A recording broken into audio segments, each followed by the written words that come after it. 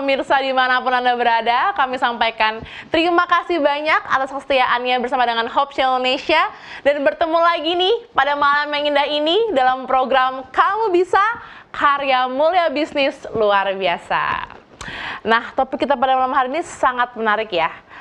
Buah duku dapat menghasilkan uang. Jadi kayak apa ya, mengenai apa ini ya, bagaimana kita menghasilkan uang melalui buah duku ini. Kita akan sama-sama diskusikan pada malam hari ini. Dan saya, Tamara Sucianto, akan menemani pemirsa dalam program Kamu Bisa pada malam hari ini. Baiklah, jadi program Kamu Bisa ini adalah merupakan program yang bekerja sama antara Hope Channel Indonesia dengan ASI atau disingkatan adalah Adventist Placement Services and Industries. Jadi ASI ini adalah perkumpulan profesional dan pebisnis awam Advent. Dan pada malam yang indah ini narasumber kita adalah Ibu Sri Hardianti Sutarjo. Halo Ibu, selamat malam. Selamat malam Tamara, selamat malam pemirsa, dan selamat malam para narasumber. Selamat malam Ibu. Dan telah juga bergabung bersama dengan kita narasumber ahli yaitu Dr. Insinyur Zakarias Hukom. Halo Pak, selamat malam Pak. Ya, selamat malam Mbak Tamara, selamat malam Ibu Sri sebagai narasumber praktisi. Dan juga selamat malam bagi semua penonton di rumah. Betul. Sehat selalu. Ya, sedikit tambahan info, Ibu Sri ini berasal dari Sulawesi dan Pak Hukom ini dari Universitas Patimura ya. Jadi kita benar-benar berada di semua penjuru, tersebar di semua penjuru Indonesia ya, dan disatukan kembali di Hope Channel Indonesia, program Kamu Bisa, luar biasa. Baiklah, kami mengundang pemirsa setia juga, pemirsa setia Hope Channel juga, untuk bisa bertanya nih melalui kolom komentar di media sosial kita atau di call center Hope Channel Indonesia mengenai pembahasan kita pada malam hari ini mengenai buah duku dapat menghasilkan cuan. Jadi kalau contohnya teman-teman ada pertanyaan mengenai buah duku dan bagaimana kita membisniskan ini semua, boleh langsung atau mungkin mau sharing juga boleh langsung aja dikirim di kolom komentar di Hope Channel, di sosial medianya Hope Channel. Karena ada narasumber-narasumber yang siap di sini untuk menjawab pertanyaan pemirsa sekalian. Baiklah. Tanpa kita langsung aja ya, kita pasti penasaran banget pemirsa di rumah pengen tahu gimana sih buah duku kok bisa ya untuk menghasilkan uang. Kayak pasti penasaran banget kan. Sama aku juga karena aku pecinta duku banget, pemirsa, aku cinta banget sama duku, apalagi kalau dukunya tuh gede-gede terus manis. Aduh, aku kadang-kadang telan biji-bijinya juga jadi sekalian. Nah, jadi langsung aja kita sama-sama saksikan video singkat mengenai profil narasumber kita yang beserta dengan topik ulasan pada malam hari ini. Dipersilahkan.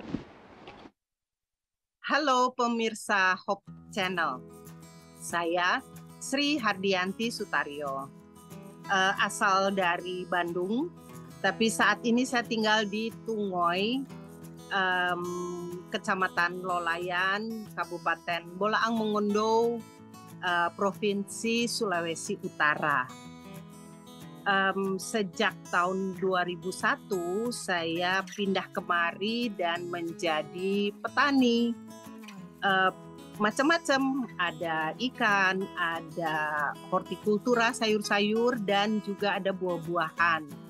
Harapan saya kalau untuk Hope Channel agar channel ini bisa terus-menerus menjadi makin besar dan memberi inspirasi kepada banyak orang, sehingga bagi saya pertanian dan kita ketahanan pangan di Indonesia itu menjadi makin baik.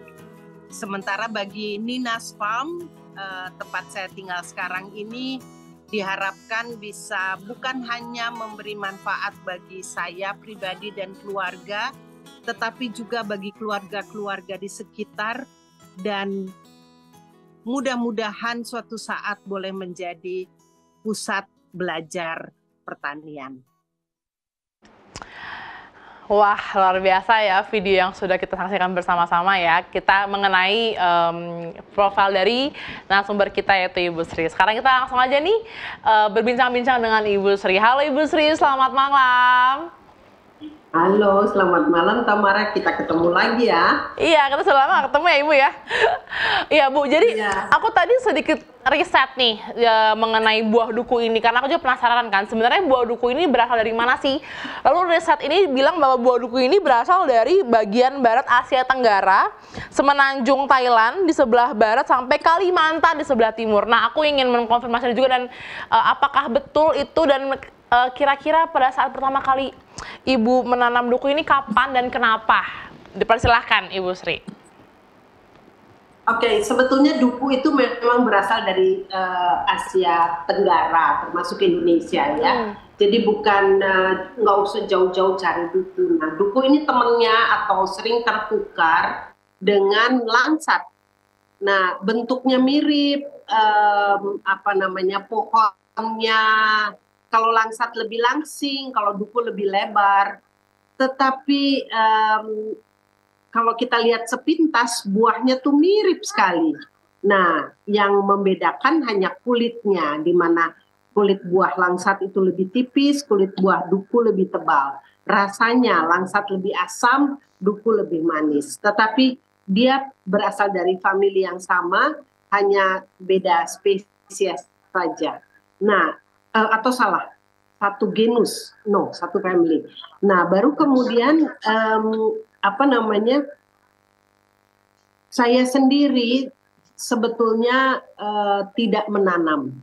Saya ini mendapatkan buah pohon duku, ada sekitar 7 pohon yang sudah besar-besar dan sudah sangat tua, umurnya di atas, semua itu sudah di atas 18 tahun.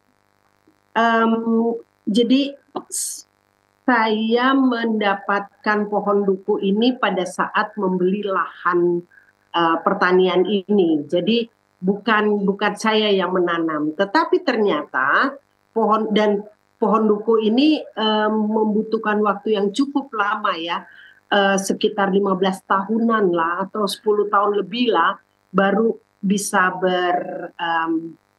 berbuah ya.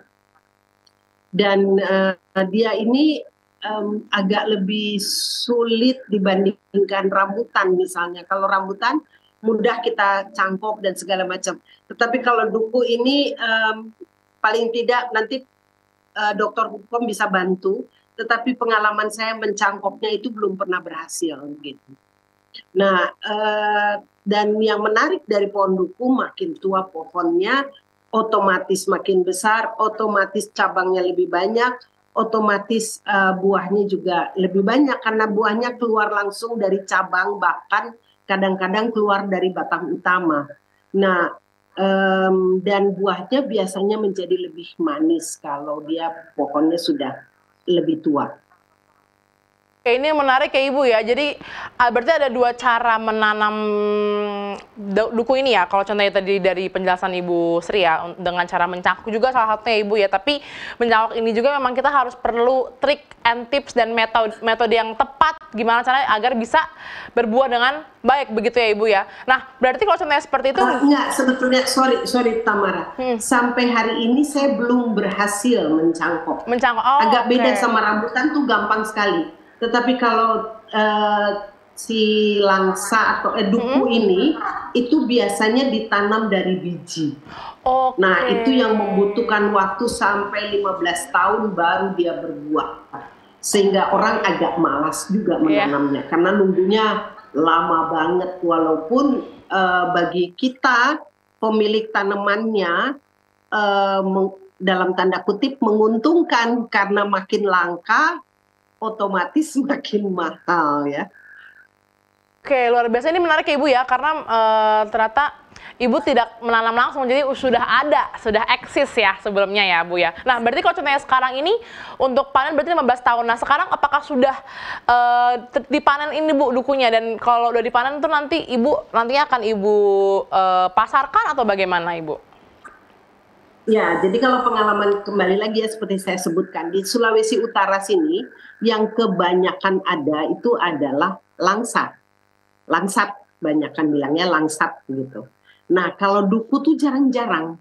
Kalau kita misalnya di Jakarta, duku tuh dari duku yang dijual duku Palembang, duku Palembang, duku Palembang begitu kan? Karena memang di sanalah lebih banyak perkebunannya. Kalau di sini tuh kurang sekali. Nah, bagi saya yang menjual duku boleh dibilang sebagai keuntungan karena pada saat saya panen saya nggak perlu bersaing banyak dengan pasar dengan pemanen-pemanen atau petani-petani lain begitu ya.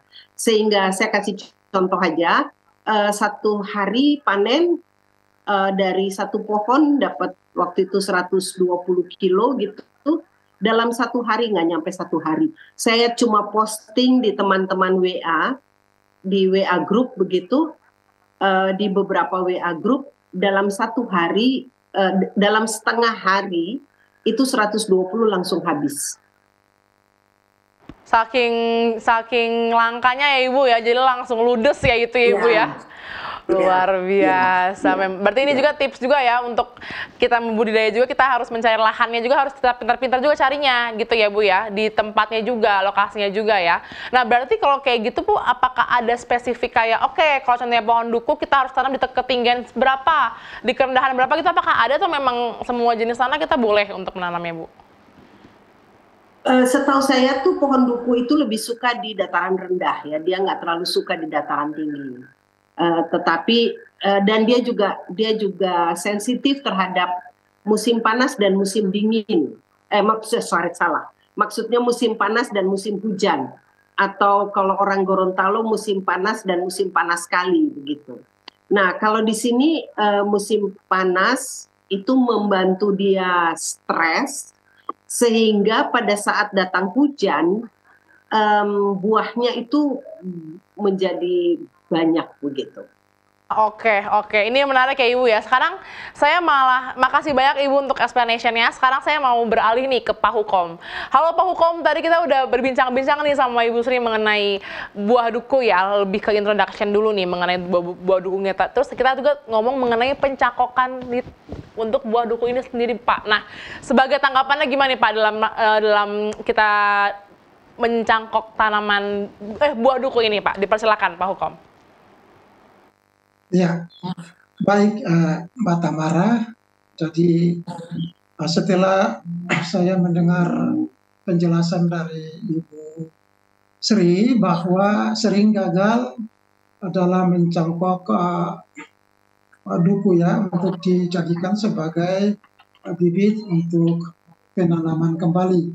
Nah, memang kita tahu persis bahwa perbanyakan tanaman duku ini bisa dilakukan dengan cara generatif, yaitu menggunakan biji disemai, tetapi juga bisa dilakukan dengan cara vegetatif, yaitu melalui pencangkokan dan juga bisa melalui penyambungan. Itu pada umumnya. Tetapi kasus yang terjadi pada tanaman duku ini sering kegagalan dalam mencangkok itu terjadi. Hal ini memang disebabkan karena pertama kulit kayu dari tanaman duku ini tebal dan keras. Kemudian yang kedua, lapisan kambiumnya itu tipis.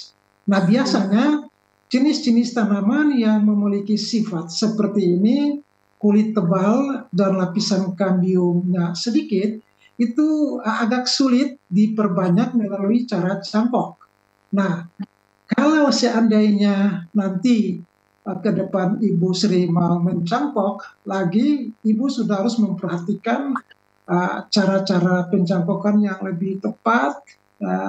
Jadi untuk tingkat keberhasilannya yang lebih tinggi, yaitu permunculan perakaran dari batang yang dicangkok, nah Ibu mungkin menggunakan ada hormon-hormon perangsang akar, sehingga itu akar bisa keluar pada media tanam yang digunakan untuk membungkus bagian yang dicangkok.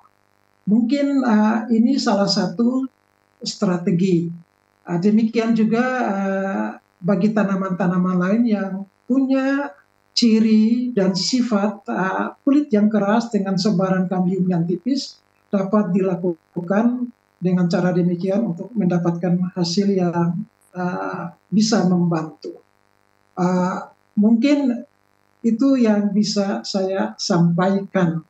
Nah, kemudian nanti untuk cara penyambungan vegetatif lain seperti grafting, nah ini mungkin bisa diuji coba. Dan perlu ada kajian-kajian yang lebih mendalam. Mungkin itu dulu Mbak Tamara. Terima kasih Pak Hukom. Ini menarik ya, karena saya sangat tertarik tadi dengan bahasa Bapak. Kita harus ada hormon-hormon perangsang agar ketika kita mencangkokkan itu juga akan mereka menarik lah. Nah, kira-kira ini sebagai orang awam ya Pak ya, maksudnya mungkin di pemirsa di rumah juga bertanya-tanya, sebenarnya hormon perangsang itu seperti apa Pak yang bisa kita pakai untuk tanaman buah duku Pak? Dipersilahkan. Ya, Mbak Tamara, jadi apa hormon-hormon perangsang yang sudah beredar dalam bidang pertanian itu memang sangat membantu, apalagi jenis-jenis tanaman yang memiliki kandungan zat penghambat perangsangan itu rendah. Biasanya kasusnya seperti itu. Nah, salah satunya yang biasa digunakan adalah roton. Ya, roton itu sudah beredar sudah lama dan banyak digunakan di dalam proses perbanyakan secara vegetatif dan teristimewa untuk perangsangan akar dari batang dengan cara cangkok ataupun dengan menggunakan stek. Itu biasa banyak dan nanti ada banyak sekali bisa dicek di Google, itu sudah ada banyak gitu. Begitu Mbak Tamara. Pak Hukom untuk penjelasannya Pak. Aku ada pertanyaan nih sebelum kita ke Ibu Sri. Kalau aku tuh aku kan pecinta durian, duku Pak, aku bisa duku banget nih. Jadi kadang-kadang tuh aku suka makan, ada yang manis itu manis sekali Pak. Ada yang ketika aku makan pahitnya luar biasa.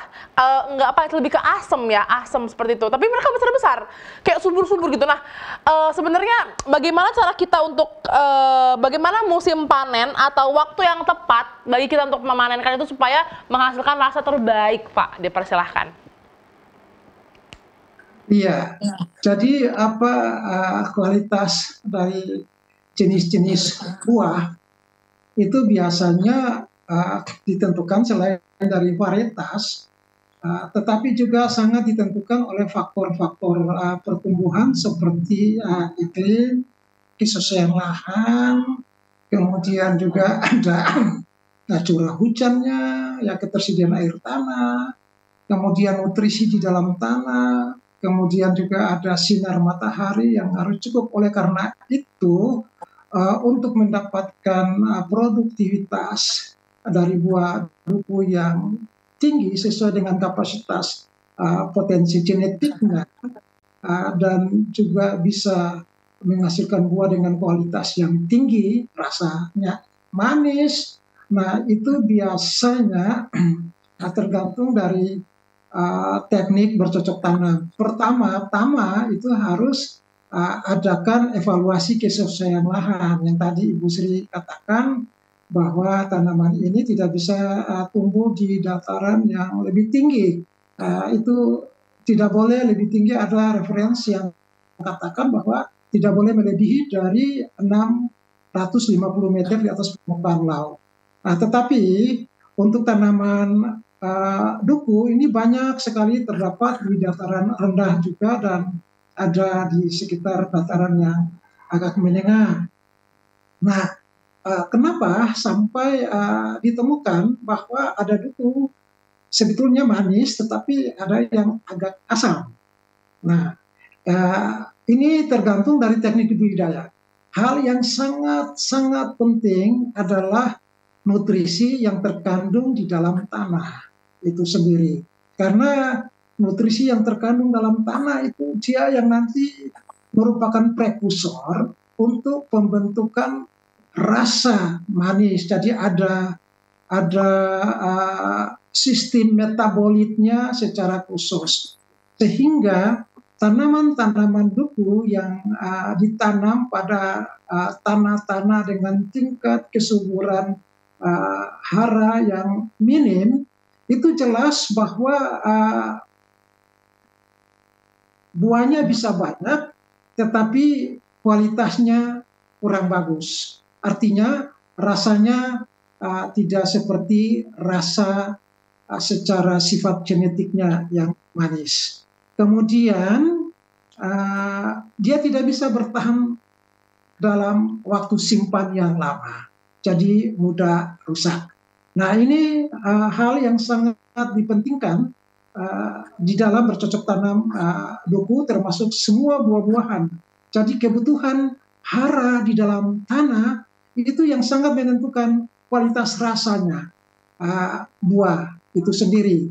Kemudian kita harus memberikan, kalau kita mau bercocok tanam, kita harus memberikan nutrisi yang sesuai dengan kebutuhan tanaman itu sendiri. Oleh karena itu perlu ada analisis, petani harus tahu lahan mana sudah yang disiapkan untuk ditanam sesuai dengan persiapan tumbuhnya, kemudian juga kandungan nutrisinya harus dianalisis, kandungan nutrisinya berapa dalam tanah, dan kebutuhan untuk tanaman berapa, dan harus dikasih sesuai dengan kebutuhannya. Sama saja dengan manusia.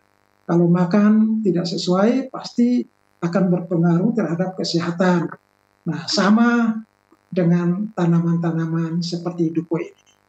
Mungkin itu Mbak Tamara. Setuju. Kalau kelebihan juga jangan, kalau kekurangan juga jangan, jadi harus pas gitu ya Pak ya, takarannya Pak. Satu pertanyaan lagi Pak, sebelum kita ke Bu Sri. Kita bisa katakan sebagai, kalau contohnya boleh dikoreksi mungkin nanti ya Pak ya, jadi boleh dikatakan buah duku ini adalah buah tropis ya, buah tropis. Nah, tapi sebenarnya apa sih yang membedakan buah duku ini dengan buah-buah tropis lainnya Pak? Boleh mungkin dikoreksi, dan mungkin kalau ada tanggapan boleh langsung diberikan Pak, dipersilakan. Ya, jadi buah-buah tropis ya, ini kan istilah mana tanaman-tanaman ini ditanam pada daerah tropis yang membutuhkan sinaran surya yang cukup tinggi. Tapi jangan lupa tadi saya jelaskan bahwa tingkat produktivitas dan kualitas daripada suatu tanaman, keistimewaan tanaman buah, itu persyaratan utama kesesuaian lahan, iklim dan lahan. Itu yang paling perlu sekali. Karena kalau seandainya untuk semua produk buah termasuk duku, kalau kekurangan air atau berlebihan air, ini sangat mempengaruhi nanti proses pertumbuhan dan proses berbuahnya tanaman. Karena itu memang sangat signifikan sekali. Kemudian untuk duku ini kan dia tumbuh, dia membutuhkan sinar matahari yang cukup tinggi untuk melakukan sistem fotosintesis yang nanti berkontribusi untuk menghasilkan semua kandungan biokimia, termasuk rasa manis dan macam-macam itu ya. Jadi memang itu dibutuhkan sinar matahari yang full. Kemudian sinar matahari yang full berpengaruh terhadap fotosintat atau kandungan-kandungan biokimia hasil fotosintesis, dan itu bereaksi dengan hara makro dan mikro di dalam tanah, dan dia memberikan cita rasa pada setiap buah termasuk duku ini sendiri.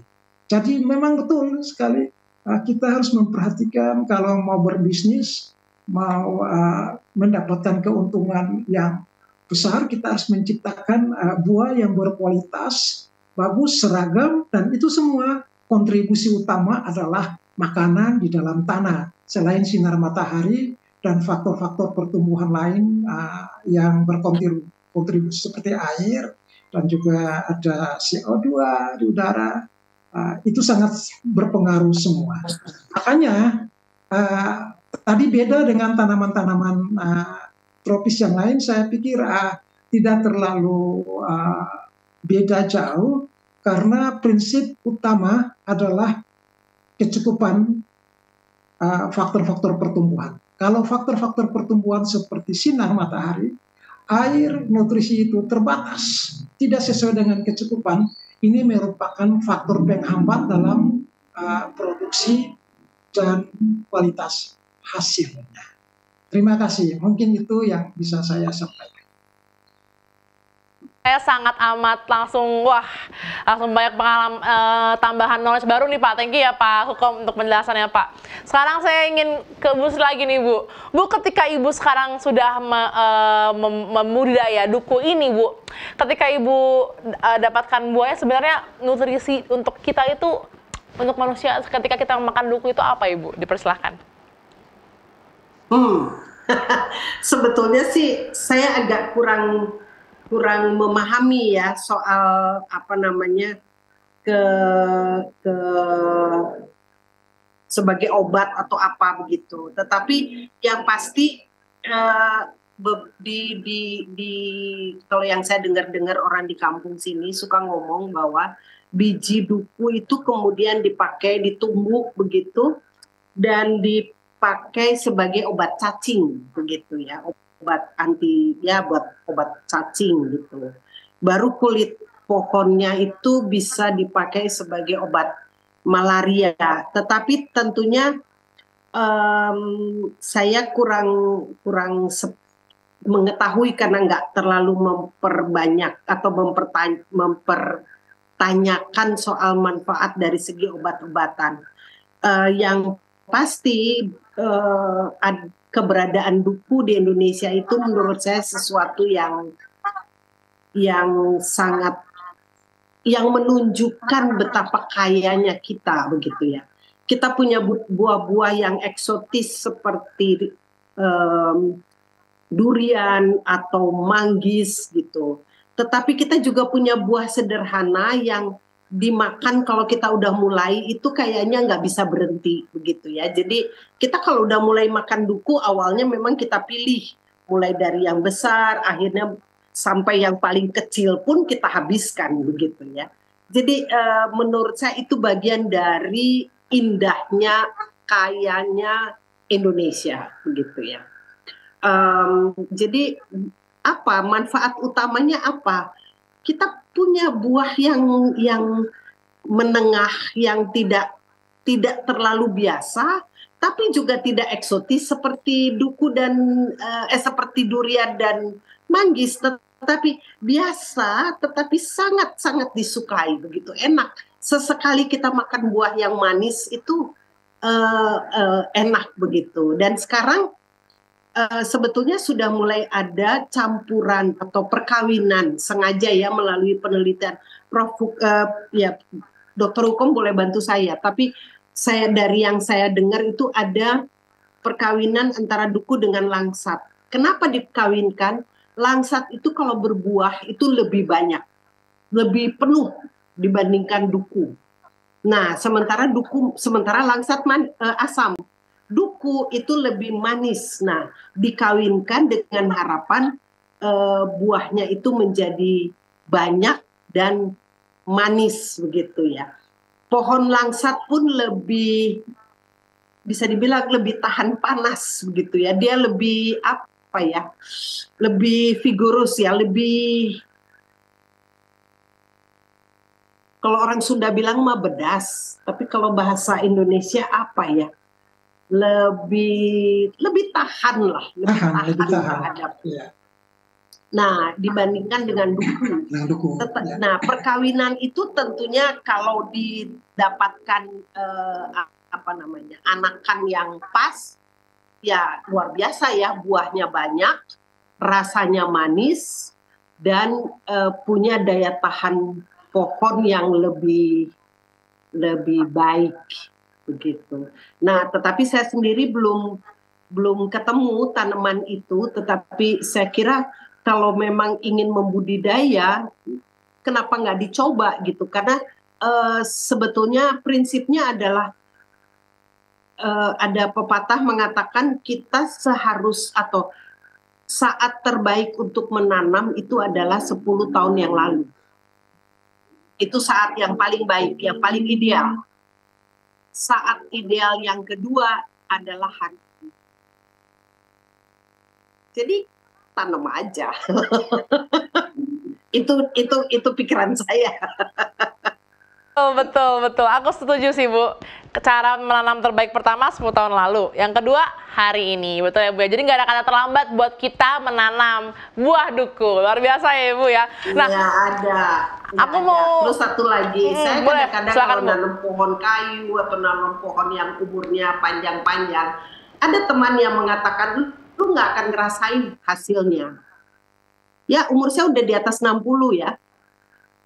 Terus saya cuma bilang saya nggak peduli bahwa nanti yang mau ngerasain anak gue atau cucu gue atau apa, gue nggak peduli, yang penting gue nanam. Setuju Bu. Jadi berkat itu bukan cuma untuk itu, berkat itu bisa buat anak cucu kita nantinya ya, Bu ya. Jadi turun temurun, Bu, luar biasa. Nah, ini pertanyaan aku mau bertanya lagi nih, Bu. Jadi kan aku sudah jelaskan ya, sebagai pecinta duku ini, aku pengen tahu nih gimana cara terbaik kita untuk menyimpan dan memperpanjang umur simpan duku ini ya. Bisa nggak kita silip taruh di mana contohnya biar lebih long life begitu, Bu? Dipersilakan nih, Bu.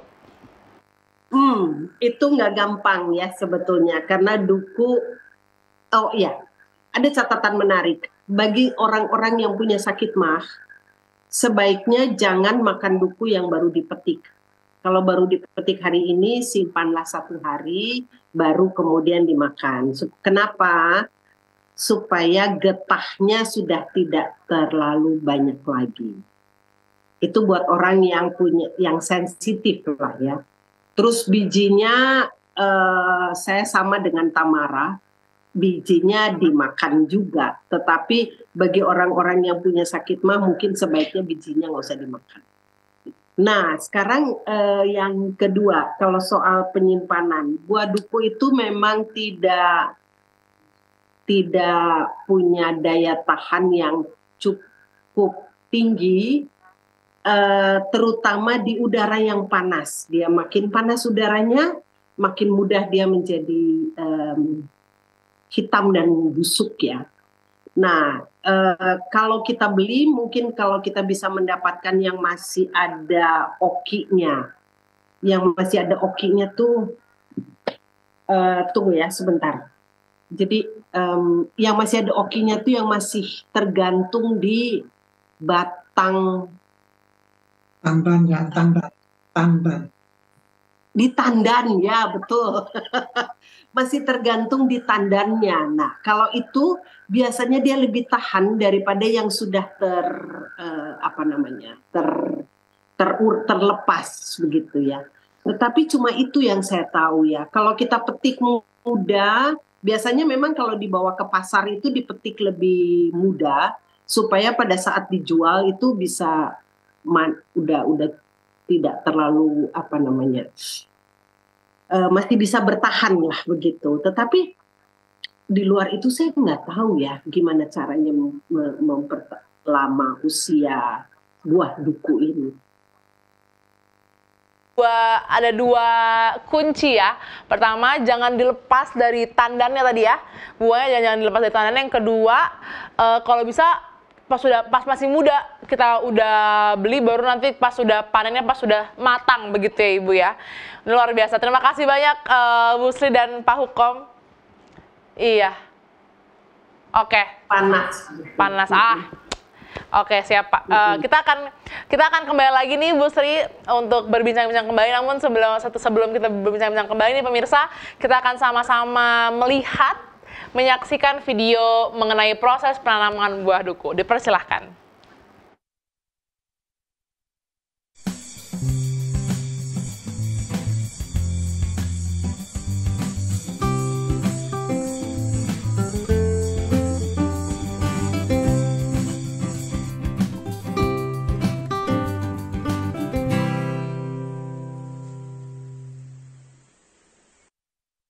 Wow, luar biasa menarik sekali ya saksian video yang tadi kita sudah saksikan bersama-sama. Dan pemirsa masih bersama dengan kami di dalam program Kamu Bisa, karya mulia bisnis luar biasa yang malam ini akan membahas mengenai buah duku dapat menghasilkan cuan. Baik, kita akan kembali lagi nih sekarang kepada Ibu Sri. Bu, saya ingin bertanya nih Bu Sri kembali ya, saya ingin bertanya mengenai bagaimana kita mendirikan kemitraan ataupun bagaimana kita mendirikan kerjasama dengan petani duku lokal untuk memastikan pasokan yang dihasilkan itu stabil. Atau sekarang apakah Ibu Sri ada bekerja sama dengan petani-petani di sekitaran Ibu atau bagaimana Bu mengenai memasarkan buah duku ini? Dipersilakan Ibu Sri. Minta maaf ya, tetapi kalau untuk urusan duku ini saya sendiri belum banyak bergaul ya. Dari hasil obrolan, saya baru ketemu 2 teman lain yang juga punya pohon duku. Seperti yang saya sebelumnya sampaikan, pohon duku bukan pohon yang umum di Kota Mobagu. Jadi itu dibilang sebagai keuntungan, tapi juga dibilang sebagai kerugian ya. Jadi sehingga pasokannya itu tidak akan terus-menerus. Nah, tetapi bukan hanya soal pasokan yang tidak bisa terus-menerus, karena sebenarnya duku ini sampai saat ini pengalaman yang saya dapatkan, berbuah itu memang hanya 1 tahun 1 kali. Jadi dia betul-betul buah musiman begitu ya. Saya belum menemukan cara untuk membuatnya berbuah terus-menerus begitu. Dalam artian mungkin dari antara beberapa pohon gantian atau bagaimana, saya belum ketemu caranya. Jadi dia memang masih tahunan. Nah, teman-teman yang punya pohon duku pun sama begitu. Jadi masih menjadi tanaman tahunan ya. Di satu sisi bagus juga sebagai selingan, sekarang musim duku nih gitu ya. Di sisi lain ya ada saat-saat di mana kita memang tidak bisa menemukan duku. Nah, kalau yang situasi seperti itu kasihan yang ngidam ya. Dia nggak bisa ketemu kali ya, walaupun bayinya pengen duku ya nggak bisa ketemu gitu.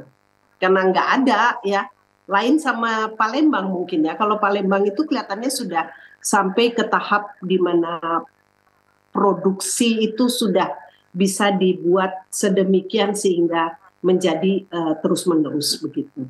Sehingga ya itu tadi saya belum ketemu petani lain yang baru kita bertiga aja. Dan enaknya dengan cuma bertiga ya ngobrol gimana caranya memperbaiki pohon dan segala macam. Tetapi juga ngobrol gimana cara mempertahankan harga. Oke. Ini menarik ya Bu, karena umpamanya lah sebagai kayak saya, contohnya saya rindu untuk membudidaya dan membisniskan ini, buah duku ini sebenarnya kan tadi kan Ibu sudah bahas mengenai tantangannya adalah ya karena sedikit itulah, jadi mungkin kita pun harus bertahan bertiga begitu ya Bu. Jadi, tapi sebenarnya tantangan utama dari kita ini dalam membudidaya dan membisnis dan mengusahakan buah duku ini sebenarnya apa Ibu? Apakah memang dari lokasinya atau memang dari harganya yang mungkin bersaing dengan orang-orang buah-buah yang lain atau bagaimana Ibu? Dan bagaimana cara kita mengatasi tantangan tersebut, menghadapinya begitu Bu? Dipersilahkan. Ya, tanaman duku ini susah-susah gampang. Iya. Dia tuh pohonnya sendiri itu sebetulnya, ini pengalaman saya ya. Saya berharap dokter hukum bisa bantu saya. Dari pengalaman saya, pohonnya sendiri itu tidak kelihatan ada hama. Si hama baru datang pada saat dia mulai berbunga dan berbuah. Nah, yang kelihatan itu adalah semut. Nah, yang bikin jengkel dari semutnya sendiri sih paling-paling dia bikin rumah begitu ya. Tapi yang paling bikin jengkel dari semut itu ada sistem simbiose mutualisme kayaknya dengan kutu putih. Jadi si semut ini bawa kutu. Nah, si kutu ini kalau yang saya baca itu diternak oleh si semut untuk menghasilkan semacam cairan jadi makanannya semut. Nah, kutunya ini yang bisa merusak batang, bisa merusak daun, dan bisa merusak bunga dan buah. Nah, itu yang paling menyebalkan dari semut dan si kutu putih ini. Kalau di luar itu ada jamur, kalau lingkungannya terlalu lembab itu jamur. Baru yang kedua, si duku ini kan tumbuh buahnya di cabang. Jadi kita harus cukup rajin mengurangi jumlah daun dan cabang-cabang, istilahnya cabang-cabang air gitu ya. Supaya matahari seperti yang dokter Hukum bilang, tanaman itu kan sangat-sangat butuh matahari. Nah, matahari itu harus kita usahakan bisa mengenasi cabang-cabang sehingga cabangnya juga tidak rentan terhadap jamur. Pada saat yang sama proses metabolisme dari si tanaman itu bisa terjaga dengan baik. Tapi di luar itu saya tidak merasa atau tidak melihat ada hal yang sulit dari duku. Oh ya, hama lain yang saya hadapi di sini ada dua. Yang satu itu adalah burung di siang hari dan kelelawar di malam hari. Mereka itu juga suka sekali dengan duku.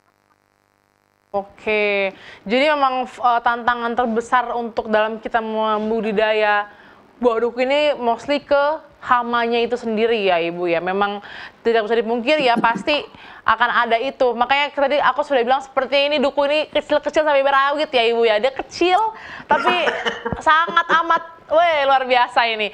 Aku makasih Ibu untuk penjelasannya. Aku mau sedikit itu yang namanya tandan ya Ibu ya, bener nggak aku ya? Tandan tuh seperti itu, apakah itu tandan? Betul. Oh, orang sini bilangnya oki. Oh, itu besar-besar ya Ibu tandan. ya? Enak itu sepertinya ya. Oke, thank you Ibu. Aku ingin ke Pak Hukom sih Pak. Pak Hukom ini boleh kasih tanggapan sedikit Pak mengenai yang tadi sudah dijelaskan ya, mengenai kita menanam buah duku tuh pasti hambatannya itu utamanya adalah hama. Nah, sebenarnya secara garis besar ini untuk cara kita sendiri untuk preventif lah, cara kita sendiri untuk mencegah terjadinya hama dalam kita membudidaya dan kita dalam kita menanam itu bagaimana Pak Hukom, dipersilahkan. Ya, baik Mbak Tamara. Jadi sebetulnya ini menyangkut dengan kualitas dari satu tanaman. Biasanya seperti yang saya sudah jelaskan, kalau sistem bercocok tanam semua tanaman pertanian itu dilakukan secara tepat dan benar mengikuti standar operasional yang prosedur yang sudah ditetapkan, pasti tanaman itu akan sehat. Ya, tidak akan sakit, sama dengan manusia. Kalau manusia makan sehat, 4 sehat 5 sempurna, tiap saat dia jaga kesehatan dan dia makan cukup, istirahat cukup, pasti dia tidak mudah akan sakit. Sama dengan tanaman. Tanaman kalau dipelihara dengan asupan nutrisi dengan baik dan semua faktor tumbuh, sinar matahari cukup, kemudian ada CO2-nya cukup, air tersedia cukup, pasti akan baik, teristimewa nutrisi di dalam tanah. Untuk mendapatkan tanaman duku yang nanti memiliki buah yang atau pohon yang tidak mudah diserang hama dan penyakit, maupun ketika sudah masuk pada fase generatif dengan buah yang utuh dan tidak diserang oleh hama maupun penyakit, nah itu intinya adalah makanan. Jadi kalau makanan nutrisi yang tersedia dalam tanah itu cukup secara lengkap, ada uh, 16 unsur, jadi 3 unsur disediakan oleh Tuhan secara bebas, dan 13 unsur lainnya itu harus dikelola oleh manusia. Jadi ada dari 13 itu ada 6 unsur yang kategori makro diberikan dalam jumlah yang banyak, dan ada 7 itu diberikan dalam jumlah yang cukup, dan ini adalah nutrisi esensial bagi tanaman yang harus ada, tidak boleh tidak ada, karena dia terlibat dalam sistem metabolisme dan sistem enzim di dalam proses metabolisme. Kalau seandainya itu salah satu tidak ada, itu tidak bisa digantikan oleh unsur yang lain. Karena itu dia punya fungsi dan sifat kerja dalam sistem metabolisnya itu khas. Dan tanaman membutuhkan 13 unsur ini di dalam siklus hidupnya. Kalau 13 unsur ini tidak ada, tanaman bisa hidup, tetapi ada gangguan. Salah satunya tidak tahan terhadap panas, yang tadi Ibu bilangnya tidak tahan. Kemudian yang kedua, rentan terhadap hama dan penyakit. Ini yang sangat penting. Kenapa sampai pohon duku itu Ibu Sri jarang ketemukan ada penyakit dan ada hama, karena secara internal sistem imun itu sudah terbentuk dengan pembentukan phytoalexin secara internal. Cuma seberapa besarkah kandungan phytoalexin yang ada pada sitoplasma sel yang berfungsi untuk penolak serangan hama maupun penyakit, nah itu tergantung dari nutrisi di dalam tanah.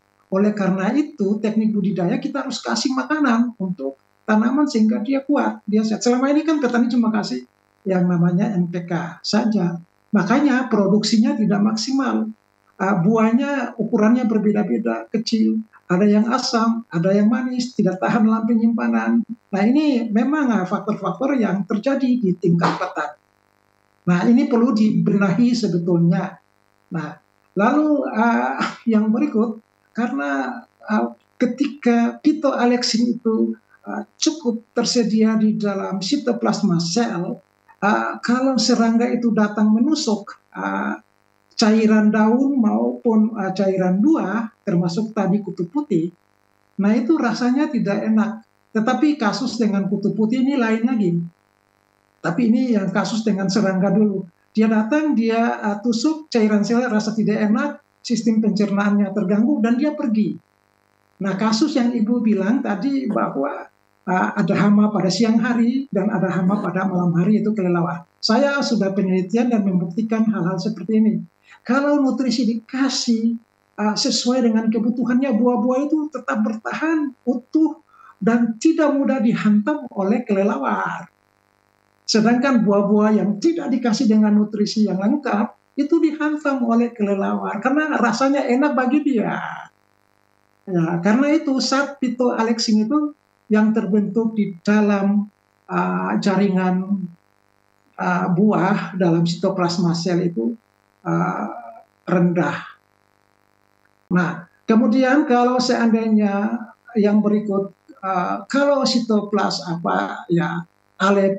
phytoalexin ini rendah akibat dari prekursor yang sumbernya dari nutrisi itu kurang, lalu ini menyebabkan sistem imunnya rendah.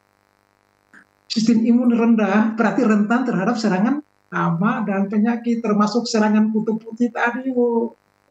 Ya ini adalah model-model yang memang perlu mendapat sentuhan bagi petani kita.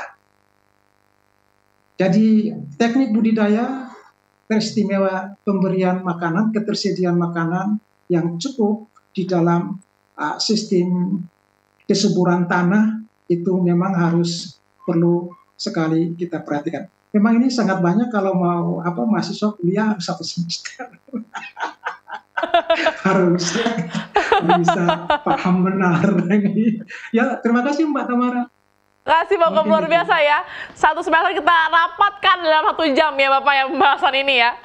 Ini kayak kita lah, jika kita seperti orang tua kita jika kita membesarkan dengan penuh kasih sayang, dengan penuh kehangatan, pasti anak itu bertumbuh dengan baik ya Pak ya. Sama seperti juga kita menanam pohon juga, jika kita dengan tulus dengan kasih sayang kita berikan kepada pohon ini, pasti akan berkembang dengan baik. Terima kasih banyak Pak Hukom untuk ada tambahan satu, tambahan Pak Tamar. Baik Pak, silakan. Kalau seandainya semua tanaman termasuk tanaman duku, kalau sudah terserang hama dan penyakit, berdiri kering, tidak memberi buah setiap musim, itu berarti bahwa dia sementara protes kepada tuannya, petani, bahwa kamu itu tidak memberi saya makan, kamu tidak memelihara saya dengan baik. Action mereka ya Pak ya, secara tidak tersirat ya Pak. Siap. Oke, thank you Pak Hukom untuk penjelasannya. Nah, sebelum kita lanjut nih pemirsa ke segmen berikutnya, marilah sama-sama kita saksikan UIKB Uji Ilmu Kamu Bisa berikut ini. Nama aku Jordan Pasaribu dari Medan. Halo, nama saya Abriel Waas, tapi biasa dipanggil Abi. Saya dari Manado. Halo, selamat siang. Nama saya Kleman, saya berasal dari Jakarta. Nama aku Grita Meiska, asal aku lahir di Sukabumi.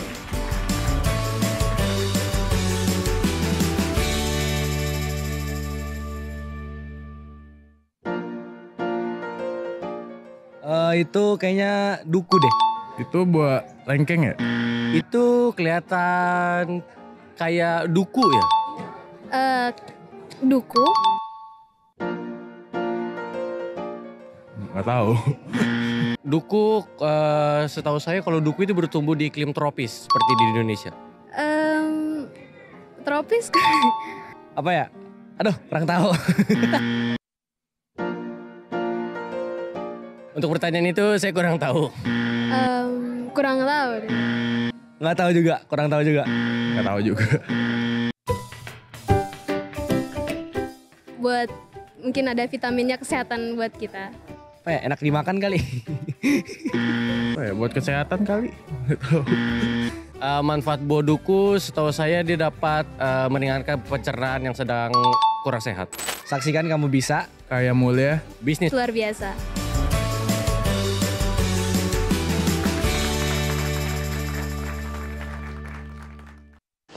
UIKB luar biasa ya, jadi teman-teman juga ternyata banyak yang aware mengenai duku ini. Nah, aku ingin bertanya nih ke Bu Sri. Nah, Bu Sri kan kita punya topik malam ini tuh adalah buah duku yang menghasilkan cuan. Nah, yang ingin aku tanyakan adalah cara terbaik kita memasarkan duku ini, bagaimana cara kita untuk dengan memasarkan ini, mengingat bahwa Indonesia tuh penuh kaya akan semua sumber daya alam, tapi kita harus mendobrak, kita harus sama-sama bawa ini ke pasar, ke market, biar orang-orang juga aware mengenai duku ini. Nah, bagaimana cara kita memasarkan ini dengan baik, Ibu? Jadi orang-orang pun tahulah, kalau contohnya di marketing istilahnya kan brand awareness ya, aware mengenai budidaya ini, Bu. Dipersilakan, Ibu Sri. Oke, saya perlu menjawab ini dengan mengatakan ya, disclaimer dulu, bahwa di setiap daerah, di setiap kota itu tentu akan terjadi perbedaan pasar. Jadi kita harus nomor satu membaca pasar dulu. Contoh, kalau kita jualan duku di Palembang dan jualan duku di Kota Mobagu, itu pasti 180 derajat berbeda. Kenapa? Karena di Kota Palembang duku itu banyak, yang punya duku banyak, sama dengan mungkin di sini kita jualan langsat atau jualan matoa. Sementara kalau di Kota Mobagu yang memiliki kebun duku atau pohon duku itu tidak banyak, sehingga pada saat menjualnya itu sebetulnya sangat-sangat mudah. Pertama, yang saya lakukan itu adalah panen, kemudian foto, kemudian kirim ke grup WA. Nah, nomor satu karena produksi saya belum sampai ton, belum sampai ratusan kilo, baru dalam waktu satu kali panen satu pohon saya bisa dapat 100 lebih kilo, dan itu habis dalam waktu setengah hari hanya melalui publikasi di WA Group. Nah, sekarang kalau kita bandingkan di Jakarta misalnya, duku itu bisa sampai ada 1 bak penuh di mobil belakang, bagian belakang, dan dijual di pinggir jalan. Kenapa sampai harus seperti itu? Ya karena jumlahnya lebih banyak begitu. Jadi kalau saya mau menjawab soal pemasaran, yang pertama sekali harus kita lakukan adalah baca dulu pasarnya. Baru yang kedua, pastikan bahwa produk kita itu berkualitas. Jadi salah satu yang membuat duku saya ini cukup diminati, itu karena saya memang menerapkan pertanian organik ya. Jadi atau alami begitu. Saya hanya 100% menggunakan pupuk dan pembasmi hama yang non kimia begitu. Kenapa? Karena saya sendiri, saya seorang survival, jadi saya sangat cautious dengan hal-hal yang seperti itu begitu ya. Nah, tapi itu ternyata memberi nilai jual tersendiri bagi produk-produk yang keluar dari Nina's Farm. Dan bagi saya punya 2 keuntungan. Yang pertama, saya bisa memberi para pelanggan ini produk yang berkualitas. Jadi saya jual apa yang berani saya makan, karena saya menghormati pelanggan. Jadi saya mencoba memberikan yang terbaik dan yang berani saya makan kepada para pelanggan. Nah, itu mereka mulai memahami, dan itu menjadi satu trademark begitu ya. Jadi bagi teman-teman yang ingin memproduksi sesuatu, misalnya duku begitu, nomor 1 baca pasarnya dulu. Yang kedua, pastikan produk kita ada nilai lebih daripada hanya buah duku saja begitu. Baru yang ketiga, sekarang ini salah satu yang juga menjadi tantangan itu adalah orang cenderung membeli lewat HP dan maunya di-deliver begitu ya. Jadi ya udah kita terima aja, itu bagian dari pelayanan begitu. Tapi kita nggak rugi karena itu masuk ke dalam biaya ya 1 kilo berapa begitu, kita masukin aja ongkos kirimnya di situ. Baik, ya, baik Ibu. Begitu. Baik. Terima kasih banyak Ibu Sri ya. Terima kasih banyak untuk penjelasannya Bu. Baik pemirsa, kita sayang sekali kita sudah sampai di akhir penghujung nih Ibu dan Pak Hukom dan pemirsa sekalian. Karena waktu sudah singkat juga nih, kita akan sama-sama mendengarkan closing statement secara singkat yang akan dibawakan oleh Pak Hukom. Dipersilahkan. Ya, baik Mbak Tamara. Jadi tanaman duku atau buah duku ini adalah buah tropis yang eksotik, segar dan digemari oleh masyarakat seluruh Indonesia. Dan buah duku ini tidak pernah akan mengalami stagnan, karena begitu hasilnya ada, dicari orang. Dan pasarnya masih terbuka. Oleh karena itu perlu adakan tindakan perbanyakan penanaman duku, karena duku juga salah satu buah yang mengkontribusi sistem vitamin bagi tubuh, dan ini sangat bermanfaat. Teristimewa, rasanya sangat enak dan segar. Oke, terima kasih Mbak. Sehat dan segar ya Pak ya. Terima kasih banyak untuk Ibu Sri dan Pak Hukom sudah menjadi narasumber pada malam hari ini. Pemirsa semua, kita akan bertemu lagi nih di episode selanjutnya pada hari Selasa setiap jam 7 malam. Dan untuk pemirsa yang ada di manapun Anda berada, jangan lewatkan mulai tanggal 15 Desember sampai 22 Desember 2003 pukul 6.30 sore sampai pukul 8 malam waktu Indonesia Barat akan diadakan Week of Prayer, persembahan Hope Channel Indonesia dengan Gereja Mesias Advent ke-7 Kuala Kencana, Tembagapura dengan tema Finding Peace yang akan disiarkan di Hope Channel Indonesia. Baik, saya Tamara Susyanto beserta dengan kru yang bertugas pada malam hari ini kami mohon undur diri dan sampai ketemu kembali di dalam Kamu Bisa. Bye-bye.